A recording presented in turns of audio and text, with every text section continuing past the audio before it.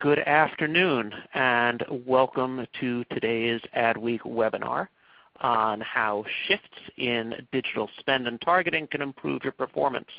And it is brought to you in partnership with Neustar.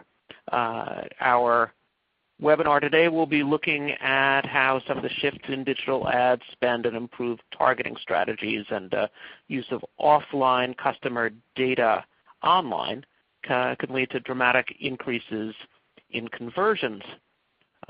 Just a couple quick housekeeping things here. The webinar itself and the presentation will go on for about 30 or 40 minutes. Afterwards, we will have a Q&A. Oh, I forgot to introduce myself. I'm Stuart File. I am the Director of Custom Publishing at Adweek, and I'm hosting today's webinar. As I said, our speakers will go for about 30 or 40 minutes. We'll then have a Q&A session. You can use the Q&A widget on the On24 window to ask questions during the webinar itself, and we will get to them afterwards. And the Q&A session will probably go on for about 15, 20 minutes. So let me introduce our presenters today. Rob Gatto, who is SVP of Media and Advertising at Neustar. He oversees Neustar's efforts in media and advertising, and that includes agencies, ad technology, and lead gen companies. And before Rob joined Neustar, he was president of media analytics firm Aggregate Knowledge, which Neustar purchased earlier this year. And Rob's got about 25 years of experience in the tech industry. He was also CEO of PointRoll, and he held executive positions at Shop Local, which is now the retail division of PointRoll, Hyperion Solutions, and SPSS Incorporated. Our other speaker is Kalyana Prattipati, who's Vice President of Global Platforms at Accuen Media, which is an Omnicom Media Group company. And Kalyana is focused on building the most advanced programmatic media buying platform that leverages data and optimization techniques to reach the right consumers with the right message at the right time across devices.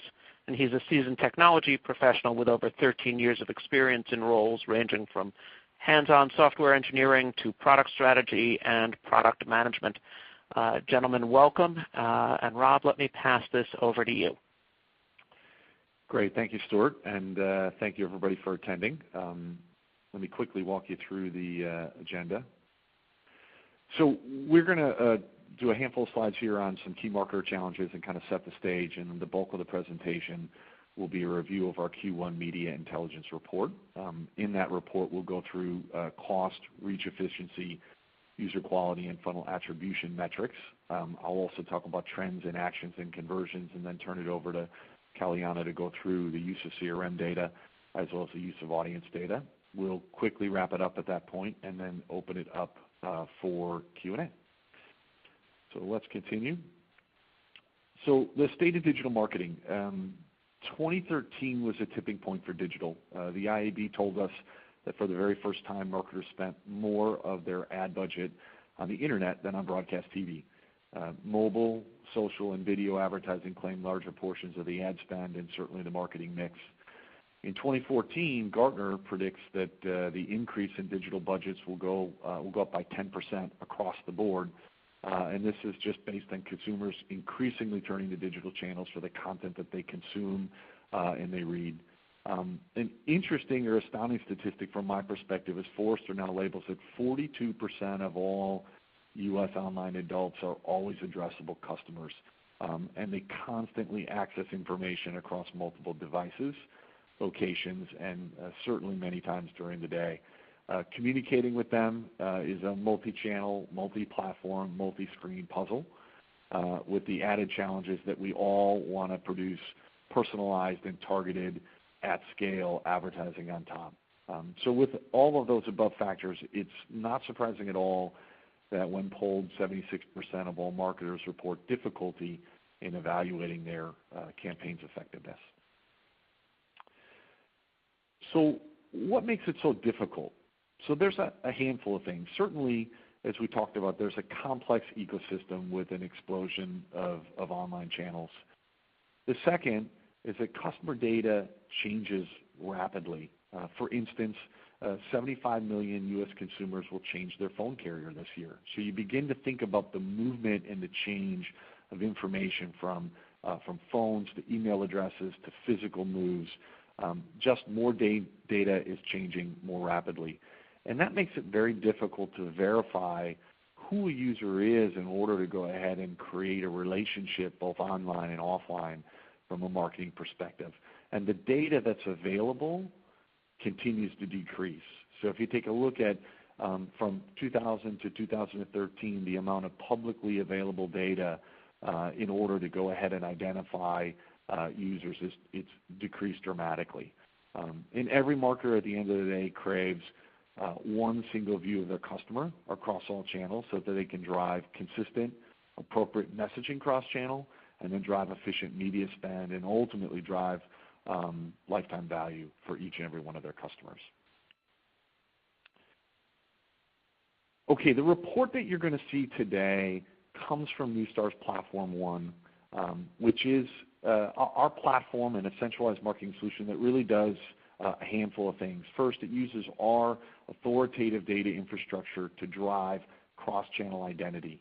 So it starts in the middle with identity, and once we're able to provide you a single view of that customer, we wrap customer intelligence as well as media intelligence applications around identity to drive insights.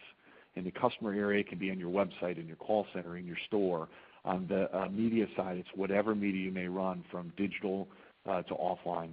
And we take those insights and then we make them actionable both offline and online with the ultimate goal that any marketer has, which is to grow their reach and to increase their sales.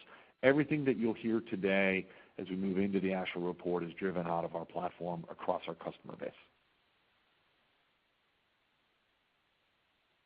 Okay, so let's talk a little bit about the setup for the Media Intelligence Report. In this report, you'll find insights into cost, customer engagement, reach by channel, as well as valuable metrics around impressions and actions by campaign type, CRM data performance, top audience performance across all the major industry verticals. Our customer base spans just about every vertical, and number of customers is in the thousands.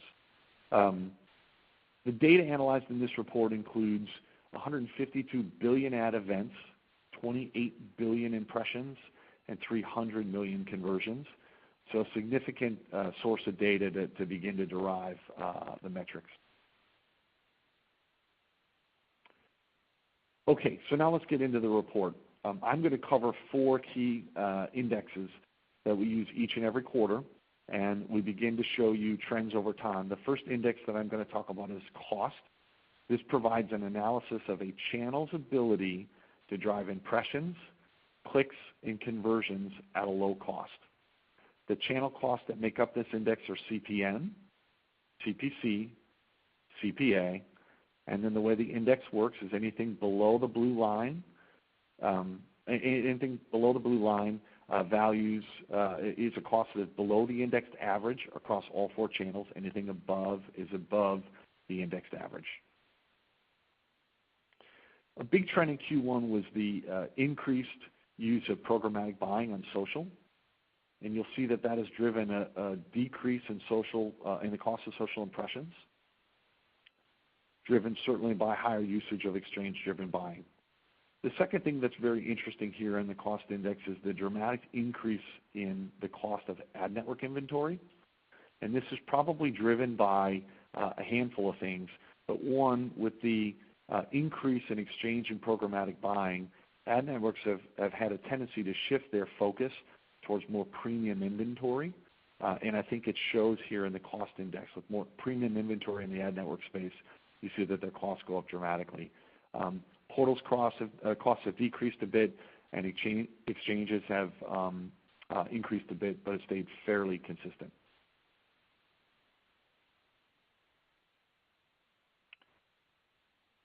Okay, let's move on to the next index, which is our Reach Efficiency Index. This index indicates which channels perform the best in delivering new and exclusive users. To provide a measure of cost effectiveness, it also factors in the ultimate cost per unique user, Again, our platform deduplicates and creates a view of unique users, and this reach efficiency is a metric driven around how to find unique users. Despite a decrease in reach efficiency from Q4 to Q1, social definitely continues to outperform other channels in reaching new and exclusive users, performing 37% better than the next best channel, which in this case has been exchanges. Exchanges show a fairly marked increase from Q4 to Q1, and the increase in this reach efficiency could be from a couple of factors. One, it could be an indicator in the increase of private exchanges and more premium inventory that is being made available in exchanges. It could also be the continued increase in use of CRM data that Kalyana will talk about later in this presentation. And it could also just be a reflection of the efficiencies gained in the programmatic buying area. So while social is still king in the concept of reach efficiency index, exchanges have really made a dramatic improvement quarter over quarter. Okay, so let's move on to our next index, which is user quality. So we've talked about cost, we've talked about reach efficiency, and I want to talk about user quality. It's the next step beyond reach efficiency, and it determines a channel's delivery of quality users, people who you can reach more than once and thus target consistently.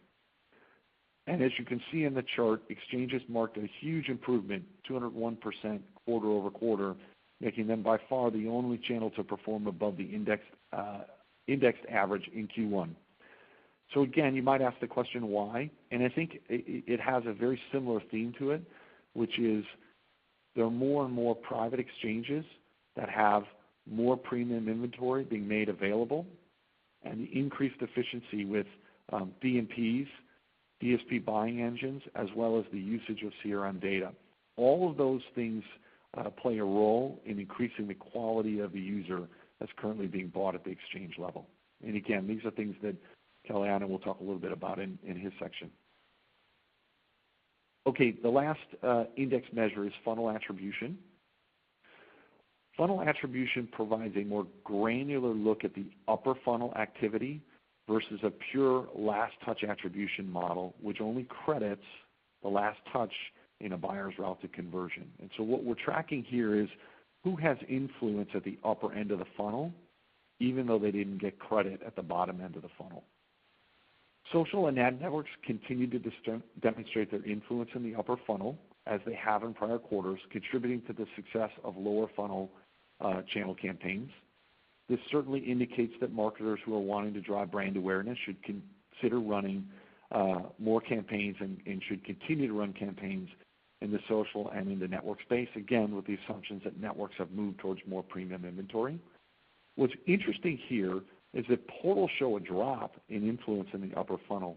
And I suspect that this could be the movement by all of the portals towards a heavier exchange and programmatic focus, which again, you'll see drives towards a lower end funnel. So I suspect that portals have had a change with just a mix of where their inventory exists.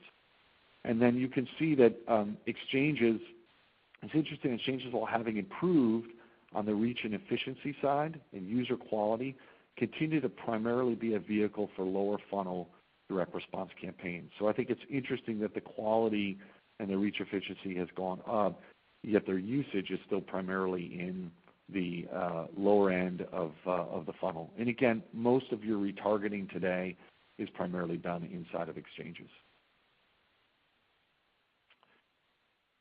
Okay, so we're going to shift away from the four key indexes, and we're going to talk a little bit about impressions versus actions. And we break this down in a campaign type. So this is an analysis of a campaign breakdown by type, and it provides insight into where digital marketing dollars were spent, as well as which campaigns drive the most actions per impression seen.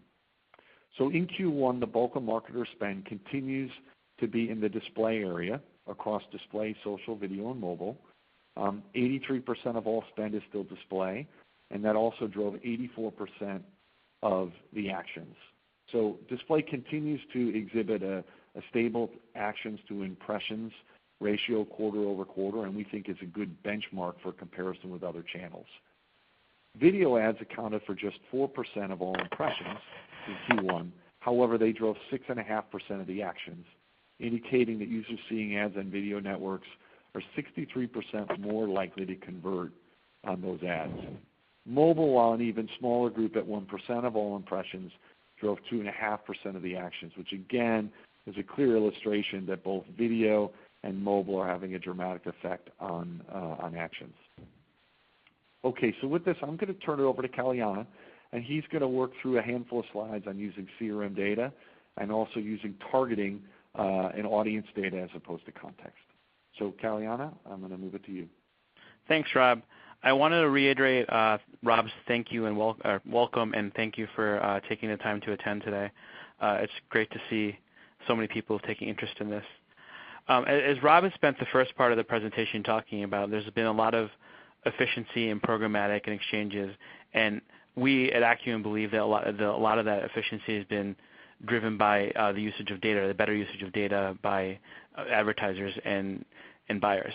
And more specifically, we believe it's CRM data. We're using more and more of that to drive these results. And the best part about CRM data is that it's for a brand is that you own it, right? It's your data, and once you activate it into cookies, it's basically free to use, unlike third-party data, which you have to pay a fee for. So if you're not using your own data, you're kind of wasting an asset that could be really helpful for you, as the data is showing. Specifically, this report shows that the usage of CRM data has led to 32 to 107 times better performance than standard advertising, which might rely on third-party data or no data at all. And the beauty of CRM data is that it's useful for a number of areas, right? You can use it for reaching existing customers, whether that's to retain them, cross-sell them, upsell them, whatever you want to do with them. It could also be using for new customer acquisition, right? So you can prospect new customers by creating a lookalike model after your existing customers and targeting them. And both of those have shown really great returns when used over the standard targeting tactics and standard data sets that are being used today. So, and the last thing that CRM data can be used as great is that you can use it to close the loop, right? So when you do a media campaign, you can then use CRM data to kind of verify the impact of it on actual downstream results. It's not just about brand lift. You can actually see the results in your CRM data. So CRM data is just a really valuable way. It's shown a lot of promise and returns as opposed to the standard techniques. So the next slide here shows a specific case study that a telco advertiser used CRM segments to increase conversion. So what they did is that they created a prospecting segment of using their CRM data, and this is basically a set of users or their existing customers who are likely to be pre-qualified for a certain product, and they create a segment of those people. And then when they tried to actually use that for performance, they saw 281% better performance over their standard campaigns, and then which basically use no targeting or standard third-party targeting, and 390% over an unknown segment, which I presume is third-party data that they purchased from the market. So again, just a good example of how creating a prospecting segment of your CRM data can show really drastic improvement. And the next slide basically shows that, it makes sense, right? If you target your top audience, those are going to drive performance lift. That means that what that really means is that you're going to take the highest indexing audiences based on performance, and then you want to target them more. And in theory, that should drive performance lift, right? And the data backs that up. In this case, 56 times improvement by targeting the attributes that drove performance. In this case, the performance lift included location, income, and demographics. So that means that by focusing on those three, a retail client was able to get 56 better times performance on their campaigns than just by using a more generic set of attributes. And in this client example, basically the client reallocated. So what they were doing is they were targeting a wide spread of data attributes, and what they showed is that if you take away the top 25% of impressions against the bottom 25% of attributes and reallocate them to the top 20%, that's going to result in downstream revenue increase of 64%. So again, this is showing how by focusing on those attributes that are actually working really well, you actually can see not just brand lift results, but actually sales results downstream by using that data. So with that, I will pass it back to Rob to kind of take us to the finish. Okay, so key takeaways here continue to be we talked about socials cost and the use of more programmatic driving a decrease in cost. We've talked about exchanges improved for reach and high-touch quality users. Mobile and video were certainly better at driving actions than display, although still a smaller percentage of the overall spend. And then as Kalyana highlighted, the use of CRM data is really effective at driving not only performance but also driving quality. Top audiences continue to perform at very high multiples to non. So those are the key takeaways from the report. So with that, I think we'll offer it up to questions. Great, and thanks, Rob, and thanks, Kalyana. Listen, I just want to, those of us who are involved in this industry are, used to a lot of the jargon, but I know there were a few people in the audience who and maybe it'll help if we just define one or two of the terms. And in particular, they were asking about word exchange and exactly what you meant by an exchange. So any sort of programmatic buying in the platform gets categorized as exchange. So any sort of DSP purchase, anything that's done programmatically usually comes in as a campaign type, and we label it as an exchange. Great. So now everyone the one exception is, the one exception, Stuart, is within social you can obviously buy programmatically, but we do categorize social. So the Facebook exchange, for instance, is not put into the exchange area. It's put into the social bucket. And I think one or two people also asked about just being more specifically defining the word portal when you were using that, just so that they're entirely clear on where we're going on that. We've used portals to primarily be folks like Yahoo, AOL, MSN, or very large, like a newspaper type portal. That's who would fit in that category. Great. It's always good to have a couple of examples. So, just to jump ahead, and maybe we can talk a moment here about CRM and using, your first-party customer lists of CRM. And can we talk a little bit more about what some of the mechanics are for onboarding CRM data? Yes, that's a great question. So typically, the client will have a CRM database or CRM list. They'll produce an export out of that, and it comes to Neustar, where we go ahead and do a safe haven match against our offline household information. We create a match there that then allows us to go ahead and bring that particular person online into a cookie pool, and the cookie pool at that point is then targetable. The PII is stripped as it moves through that process, so when it gets to the cookie level, we have no way of going backwards into the individual, but we do know that person or that cookie in particular came from the CRM system. So a typical scenario might be a retailer who provides folks who have recently purchased. They may provide a date in which they purchased, and they may even provide some attributes like a category. And as that moves through that process, it will end up in an anonymous cookie where we have the information purchased on a given date, and purchased a given category. And so typical uses might be some retailer, depending on the retailer, they have a number of visits in a given week, number of visits to the store in a given month. So they might use it for suppression, right? So I want to suppress those people who bought in the last 7 days because they're not likely to come back in. I might do cross-sell, upsell to those folks who've purchased a particular category, or I might do an inclusion for people who have purchased post 7 days. Typically in a retargeting campaign like a telecom, you're looking to exclude folks who have recently purchased. So a lot of your retargeted advertising off of a website often doesn't pick up offline transactions, and you can waste impressions by hitting people who have already purchased in an offline channel. But the process is fairly simple. It's CRM database to Neustar offline household file, which is then matched anonymously into a cookie pool that can then be distributed across exchanges or any other inventory provider that we have a relationship with. Rob, I know you've often talked about the value of using CRM data, using your sort of first party and combining it with third party. Can you talk a little bit about what you see as sort of like, when you're talking about a company's CRM data, what they actually have? I think a lot of companies aren't even aware of, or marketers aren't aware of what they actually know about their customers and their prospects already. So, how that gets used, what they have, and how that might get used?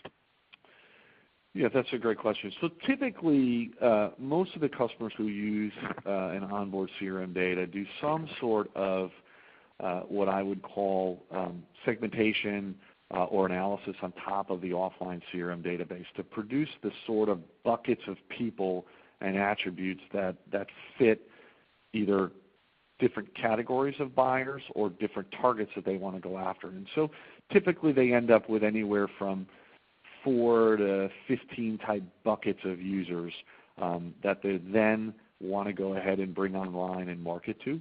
And so those sorts of segments then translate into the online world where you can pursue them. You can add additional attributes from a third-party perspective to kind of round out the record.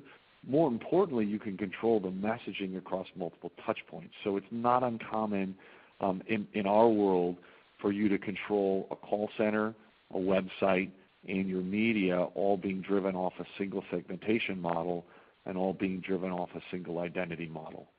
So we recognize that user in the call center. We know what segment they fit in. We understand what sort of offer or message we want to distribute to them. Somebody shows up on your website, we're able to go ahead and understand who they are and what segment they fit in. Again, what message should we show them?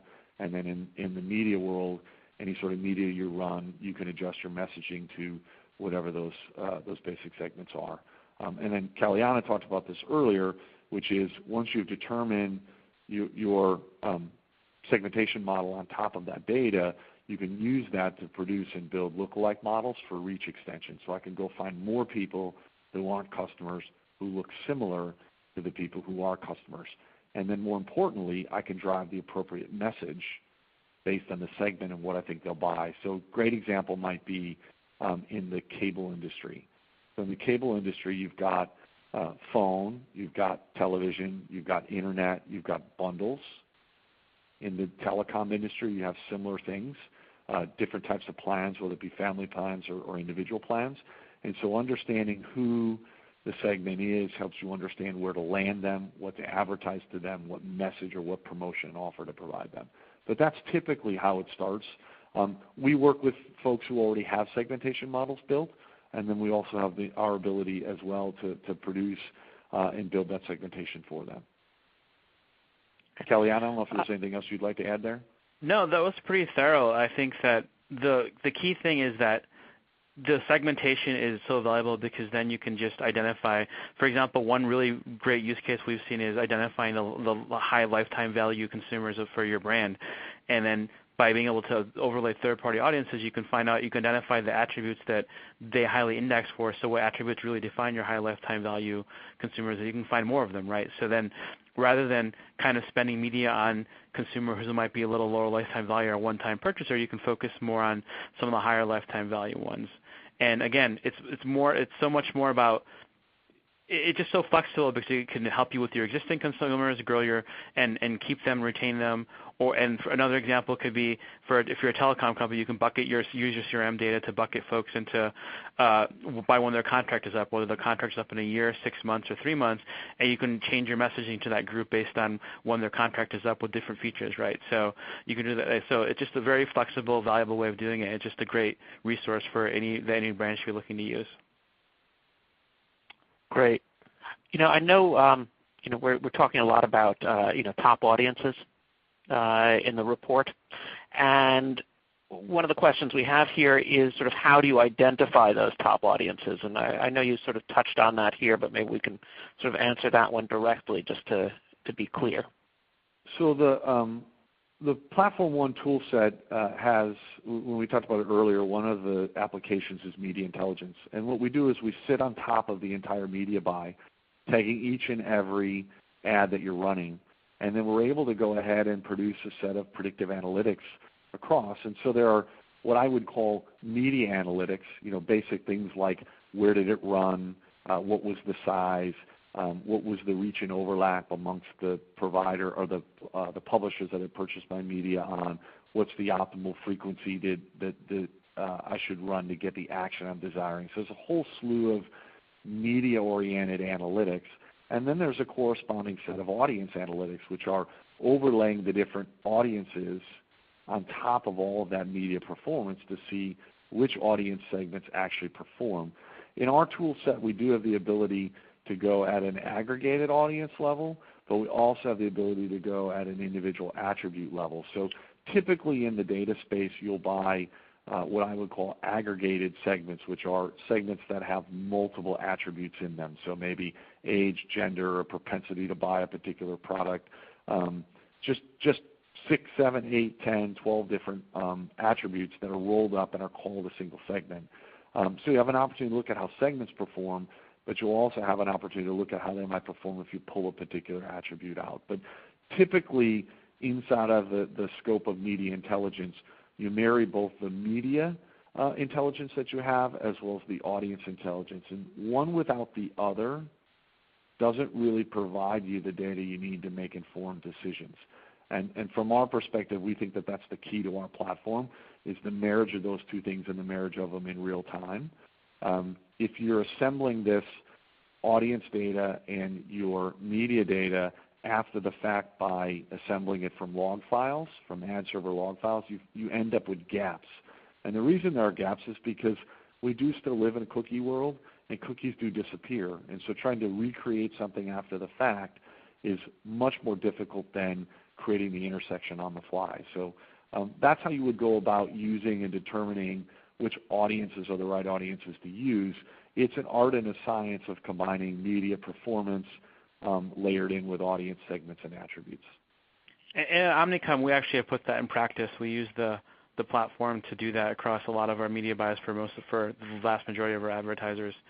And we do things like identify which attributes are driving consumers down the funnel, right? So see the advertiser brand can determine what kind of determines the funnel, and then we can see what audience attributes are driving the consumers through the funnel. And at the very bottom, if there's a conversion action we can look at, we can identify the attributes that really highly index against those converters, and then double down on them by creating lookalike models and finding other consumers who match those attributes. So it's, again, a really valuable exercise, and we do that at Omnicom today using the platform by, to Rob's point, marrying the media with the data. We've got a question or two here related to video and video campaigns.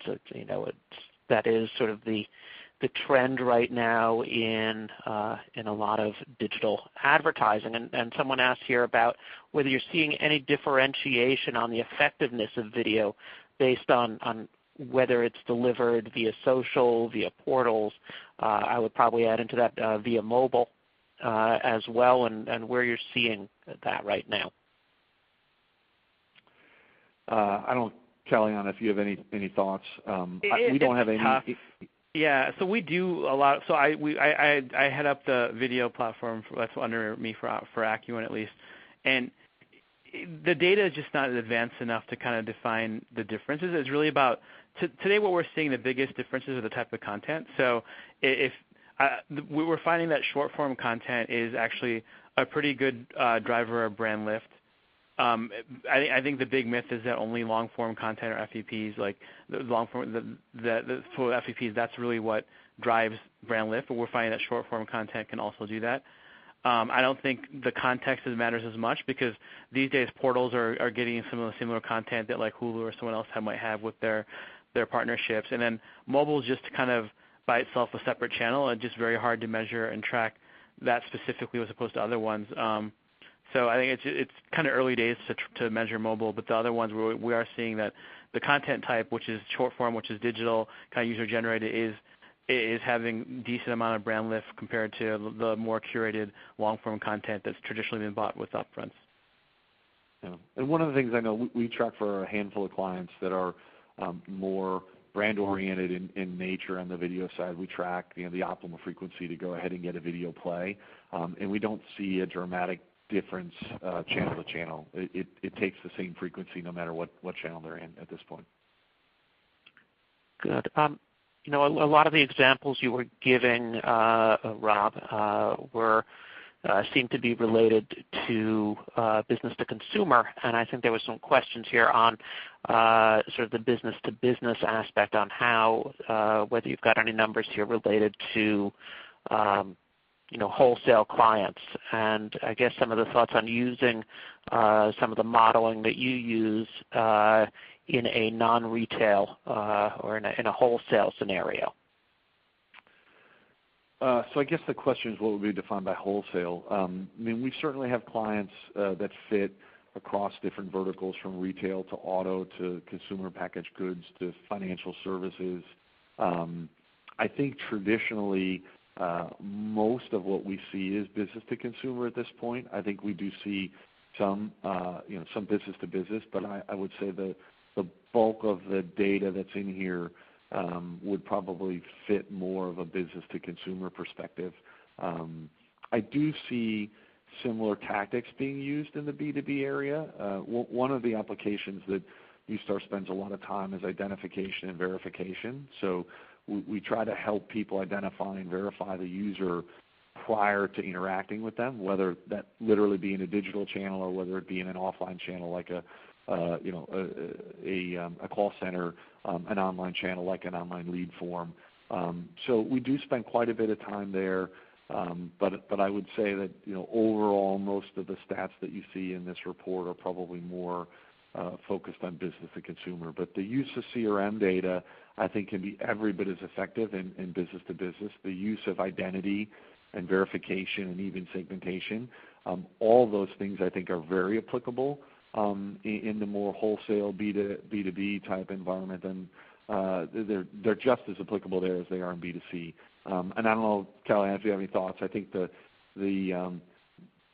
most of the people who have invested in these sorts of platforms are the ones who have high volumes of digital spend, and I think that tends to be more B2C as a starting point. And so I think if you think of the life cycle of where data management platforms go and where full marketing scale platforms will go, I think that they started with the folks who spend the most on digital, but they're easily continuing to migrate faster and faster to all types of businesses. I don't know, Kalyana, from your perspective, you see a lot of clients at Accuen. Yeah, no, I agree. I think we do have a lot of B2C who's digital, but B2B is definitely kind of building and getting bigger and bigger as a channel for us as well. So I think it's growing as advertisers get smarter about how to use their data. I mean, that's Salesforce, right? Their whole marketing cloud has taken off because of B2B and all the data they have. So I think that's just a very valuable. I think everyone's starting to recognize the value of digital and the data that's there. That makes sense. That's a great example. There was a question here about reach efficiency and does that mean lower costs? So I'm happy to address that one as well. Sure. Why don't you just sort of So I think jump right into that? Yeah, it was by reach efficiency. It was asking by reach efficiency, do you mean lower costs? And I guess sort of understanding the difference here between efficiency and cost and what you're doing. It's a combination index. So what we're doing here is we're trying to look at what percentage of the inventory that a provider reached is exclusive only to them. And then we take a look at cost to develop a cost per exclusive or cost per unique user, and those two things are driving the index. So it is a combination of can I only reach this person at this particular channel, and how much am I paying for them? So clearly, for instance, it's not a surprise that social is high for a handful of reasons. One, social indexes extremely well for unique reach because their cookies are more static than the other channels. A lot of this has to do with Facebook and Facebook Connect and being connected from everywhere. So the pool of cookies seems to be more static, which means by default you're going to see a higher percentage of uniqueness. And then their costs have traditionally been lower than the other channels. So you have the combination of those two that drive the reach efficiency. It's interesting to see exchanges because traditionally in prior quarters, and I've done this webinar for I believe 6 quarters now, exchanges have traditionally been low on the reach efficiency index. So it does suggest that the inventory that they're seeing is of higher premium value. And I don't know, Kalyana would know this better than anybody because he runs the actual trading desk, so he lives and breathes in exchanges. So I think he can probably comment on what I would call the increase in the inventory, the type of inventory in exchanges. Yeah, we're definitely seeing a lot more of what would be considered premium publishers willing to explore direct relationships with the buy side by going through private marketplaces using exchange technology. So that, again, we've all seen that it goes back to the same story as before. Data makes media more efficient, and the best way to apply data is to decision on it, and you can only do that really easily through a programmatic channel. And the advertisers and buyers are demanding that even for premium buys now. So the best way to do that is to funnel it through an exchange via private marketplace with a technology infrastructure to decision and reimpression based on data that kind of exists. So I think that publishers are seeing that trend as well and starting to embrace it as well. And they're also seeing the value of efficiency of being able to programmatically sell media as opposed to having your traditional kind of salesperson model go out and sell media. So they're seeing a couple of different advantages to that as well. Okay. I just want to remind our audience, if you do have a question, we'll be here probably for about another 5 minutes or so answering them. And again, please use the Q&A widget in On24 to ask them, and we'll try to get to everybody's question as best we can. There's a question here on the user quality of social, and someone's asking why you think the user quality has dropped on social. So one of the reasons is that there's especially in the Facebook area, the advent of the Facebook exchange has driven a much more similar experience to what I would call traditional exchanges. And traditional exchanges have typically had lower user quality index. So I think that that's one of the things that's driving it. But it's hard to say. Certainly today in the social world, in Twitter and Facebook, they're using their own user IDs to cross-channel deliver their advertising. They've kind of moved away from a cookie world where the rest of us are still primarily living in a cookie world. But I think that the only thing that I can suggest would be that the use of the exchange is one that is driving user quality down. At this point. The other piece, and this is not a secret to those who do a lot of advertising on Facebook, the custom audience section of Facebook is today untrackable. So nobody in the what I would call the marketing platform ecosystem is able to go ahead and drop a tracking pixel inside of a custom audience ad, and therefore it can't really be compared. So if there's been a movement of inventory towards custom audiences, what you might be seeing in social is 2 things. Not only the use of the exchanges, but also a shrinkage of the amount of what I would call traditional social advertising that we can actually track. So you might have a little bit of math going on there that's driving user quality down. But again, those are just thoughts. I don't know that we have any distinct proof that that's exactly what is driving it. But it would make sense that more exchange usage and less inventory at what I would call a more premium social level, those things changed. It would change the user quality index. There are a couple questions here, and this is probably one of the misconceptions, right? They're asking about cookies and mobile, which of course those 2 don't really exist together. And maybe you can talk a little bit here about sort of now tracking users on mobile, right? Who you may have had cookied through display and other digital channels, and sort of following the attribution funnel between sort of in this sort of multi-device world. Is there anything we can cover on that? Yeah, that's a great question. So let me start, and then I'll turn it over to Kalyana to add. So in a mobile world, you've got mobile web and you've got apps. Today in the mobile world, you can track via cookies. So marrying those together is easy. The dilemma in mobile is that increasingly the amount of the percentage of advertising on mobile web versus app is increasingly slanting towards app. In the app world, you don't have the concept of a cookie. So there's a handful of things that are going on. Most of us are launching or creating mobile DMPs, and a mobile DMP uses really two different methods to go ahead and produce tracking in a mobile environment, a mobile app environment. The first is something called probabilistic, and so what it will do is it will look at the phone ID, and it will look where it shows up in the context of geography and where other devices like your laptop might show up. And it produces an algorithm and a model that says we have a probability score that this particular phone really is in this particular household and it's attached to these devices. So that's one way to do it. Folks like TapAd and Drawbridge are companies that work in that environment, and places or platforms like Neustar just integrate with those. And then there is what I would call a deterministic model, which is a model where we actually use onboarded CRM data to go ahead and connect people from multiple devices, and we can determine that this particular household ID has these devices, and we can look across what sort of inventory and media that they've seen versus what actions they can take.